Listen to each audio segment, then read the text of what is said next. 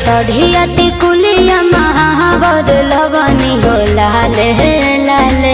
आवा हो चला माई बोलले बारी हंसला गले बारी चला कर दर्शन कीजिया हर साय राते मयरिया सपना देखौली चलो चुनरी चढ़ावे चलो चुनरी चढ़ावे चलो चुनरी चढ़ावे।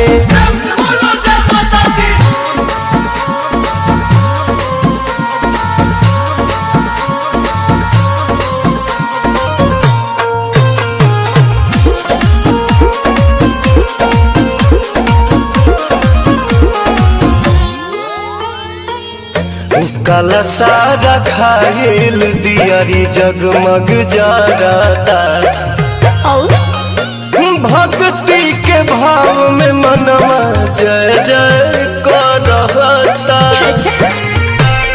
झुमुका हलावा सुनो रे गधा गधा सुनो रे श्रद्धा जगले बारी अपन बनले बारी मंदिर के घंटी जिया भीतरी सुना जियारा में जोगन के जोगवा जगौली चलो चुनरी चढ़ावे चलो चुनरी चढ़ावे चलो चुनरी चढ़ावे।